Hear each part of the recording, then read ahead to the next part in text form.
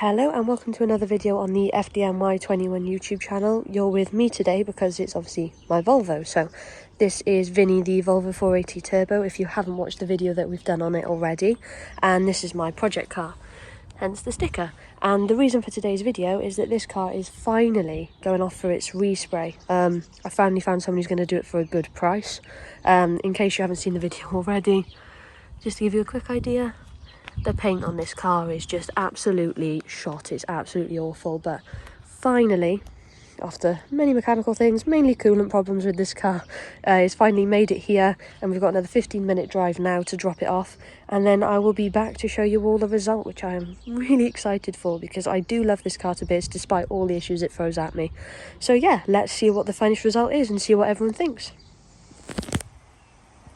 Well, that video was filmed in February of last year, and you now join us in July of 2022, so the best part of a year and a half later, but the Volvo is done-ish.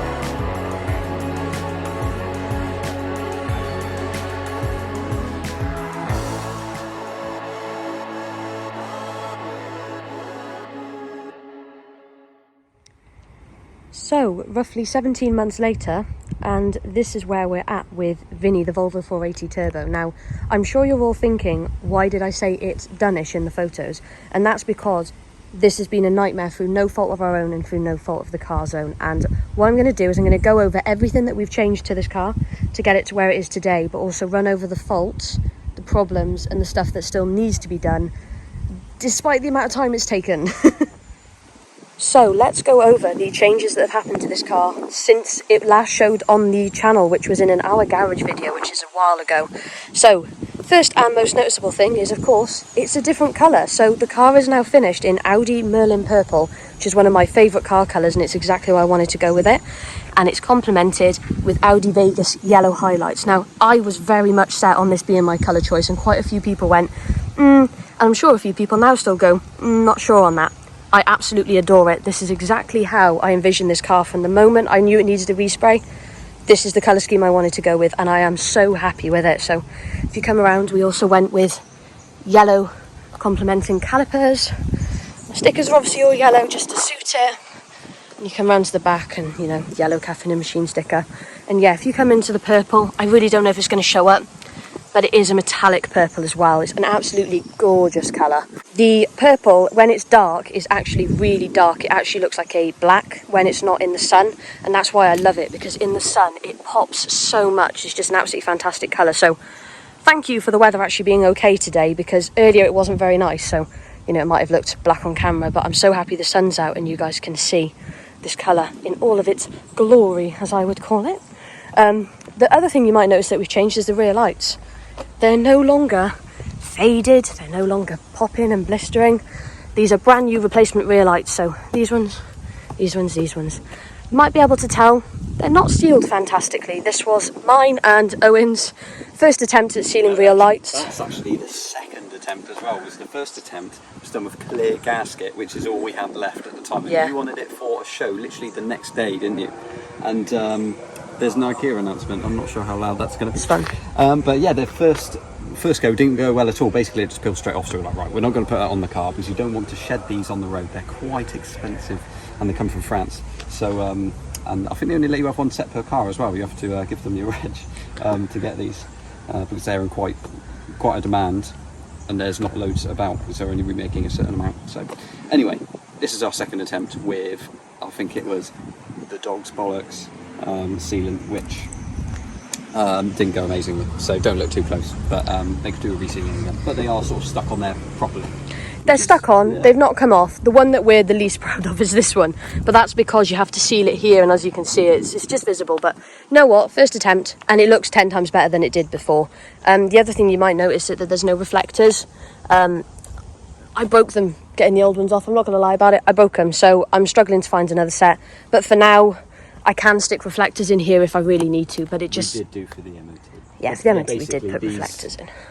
These are stuck on over the original lights, so you have to break off, or well, you're meant to just remove, obviously, the original lens, but it's quite difficult and really brittle. If you saw the state of my rear lights, when we tried to break them off, we heated them up and they just broke straight away. Yeah. So there was no saving them, and yeah, that was it. But anyway, moving on.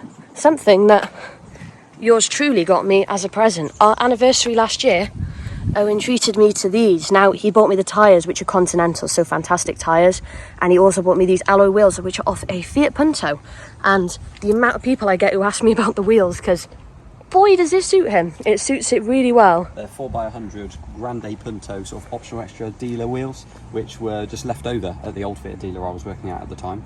And yeah, basically just bought them and bought the tyres through work as well, put them together.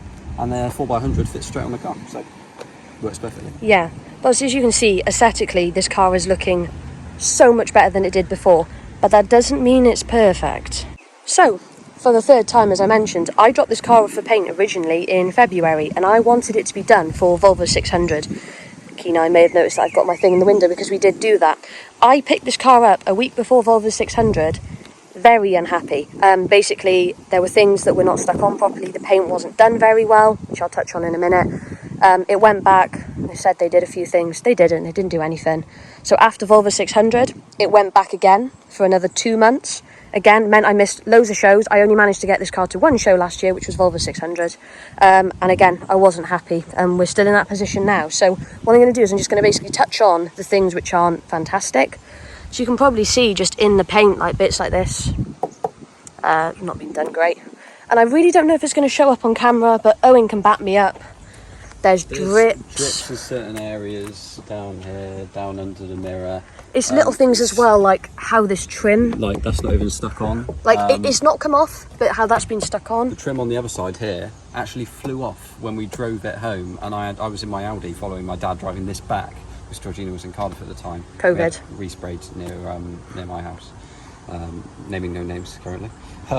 And basically I had to go and retrieve the trim that had fallen off the side, and also that rear centrepiece was brand new. Well, it was a very good used one, but when we returned to the car it was broken along the top edge, and so this replacement piece is the lens covering the new old stock piece that we had bought already. So and now granted, he did buy us the new one, but at first I don't know if it would have been admitted if that had been broken, but that was broken when we picked the car up. And overall, do you mind? Overall, there's just drips in the paint. There's bits where the paint has not been done very well. Just bring to attention. That's what I'm coming to. Bring to attention what is the worst part. Oh, see bits like this. He's not fitted it well, and blah blah blah. Edge is not done well. Let's bring to attention the worst part. The yellow. Which, I don't know how to put it politely. It's been done like absolute shit. It's all just gone way beyond where it's meant to. So you can see the ridge. This is where it should be here, and it should be to this ridge. He's gone way beyond. You can just see here. It's just been done it's just done so badly. And what really upset me at the time was when I first picked this up and Owen sent me pictures, because obviously I couldn't be there because of COVID. I think it was a week or two before we could see each other again. Owen sent me pictures and went, you're going to be really unhappy. And if you think for me, this is a car I'd always wanted, massive project for me and Owen, and this is how it's returned to me with the yellow and stuff. And down here, obviously, it was catching here and here, because this trim was removed and refitted because the old one was damaged. And obviously this paint's been damaged, and it was just never resprayed when I went in the next couple of times. And that was... This isn't even screwed in. That was the one thing that we asked for, was the yellow to be redone, because the yellow I was super unhappy with, as you can imagine. Like, I've just seen this bit. Look at that. Imagine returning someone's car and thinking that's okay. Long story short, the guy has given me some money back. Granted, not a lot, but he's given me... Go into figures, but basically... I'm not going to go into figures. Money for the respray. I'm not going to go into figures, and I'm not going to go into names. But I paid some decent money for this respray, and I'm not best pleased with it. However, something happened recently, which meant that this can be sorted. Well, Kenai, you might have spotted this. Now imagine getting your car resprayed, doing 2 journeys in it, because all I ever did in this car last year was I took it to Volvo 600, it went back for a respray, and then we took it on a trip to North Wales. You might remember from when I did the Our Garage video. Massive crack here in the windscreen, always had been, and it's finally got to the point where it was in my driver's view, so I had to get it replaced. So new windscreen went in, and the car comes back, and I'm like, what on earth is that? And luckily, because I don't get this car out much, I took a picture of the car before I dropped it off in their car park, and I had a picture of it afterwards with this scratch on it. So, again, I'm not going to name names because these guys have actually been fantastic from day one, and they've given me a really good payout. And I've spoken with a paint shop who I now trust. They've done some work on my 300, and they are going to be doing the nose cone, the bumpers, redoing all of the yellow, all of the side trims, and he did say he'll try and get these stuck on a bit better for me as well. And he's going to do the rear bumper. Again, it's just not very good. And he's also going to flat and polish the whole that's it. He's going to flat and polish the whole car because he thinks a lot of it could come out with a good flat and polish. So fingers crossed, this might be a lot closer to being done. But if we go past the paint, because in my head, I'm dropping this car off tail end of this week, so Wednesday, Thursday, sorry. I should drop this car off and it might be done cosmetically.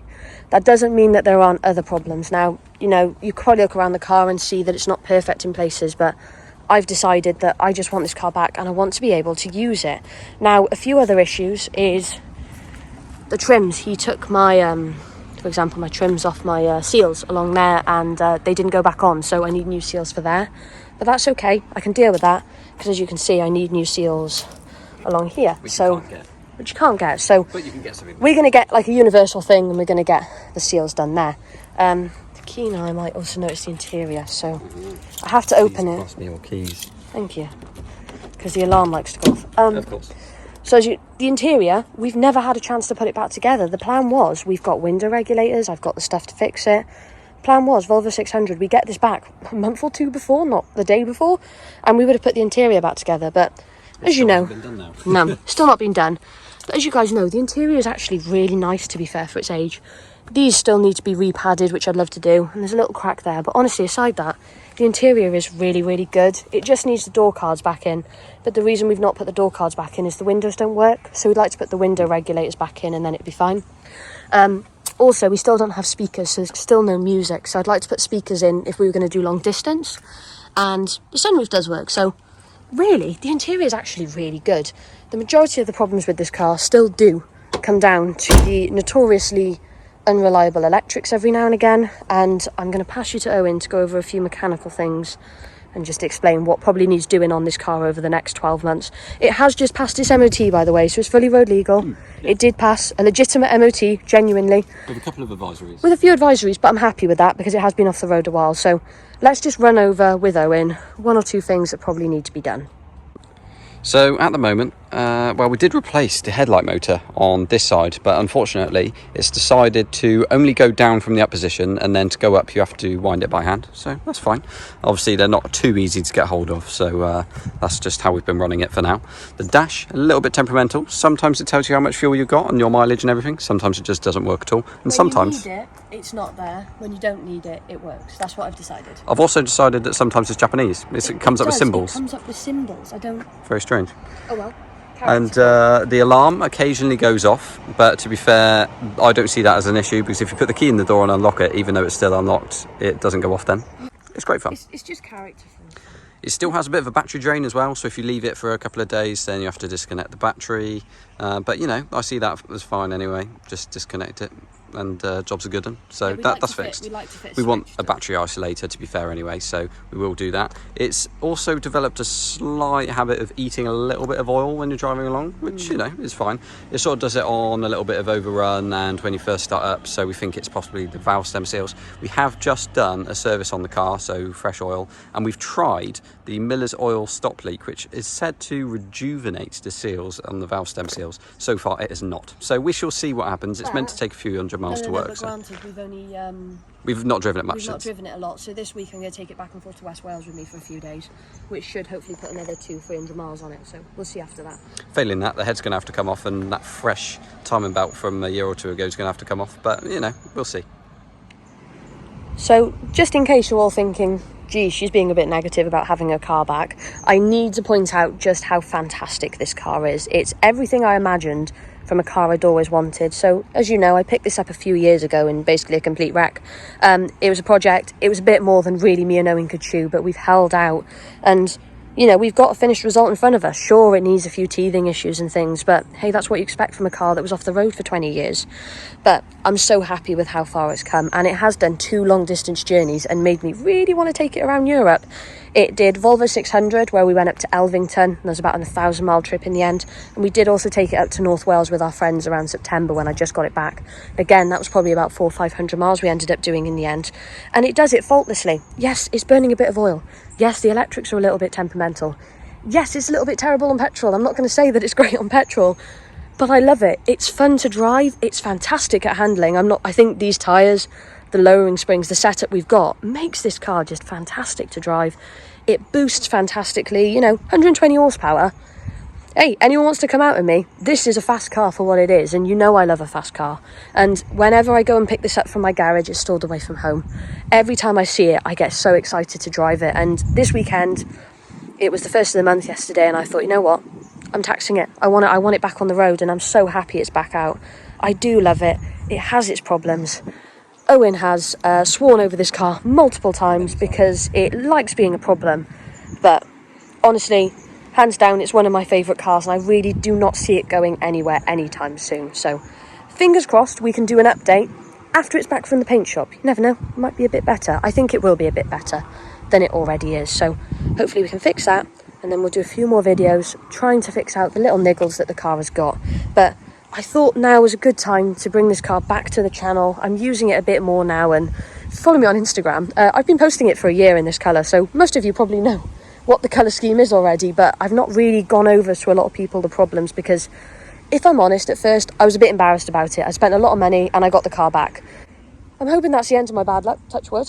But yeah, I'm hoping let's get all of this paint sorted on this car and let's bring it back. And fingers crossed we might be doing a road trip or something in it anytime soon, because I would love to get this car out, even if it was just to Cornwall or something, I don't know. But I am taking it to West Wales next week, so yeah, because I'm just going to continue blabbing on about how much I adore this car, despite it being a slight POS sometimes. Thank you very much for watching. I hope you like the car, and let me know what you think in the comments below. So thank you very much for watching, and we'll see you all in the next one.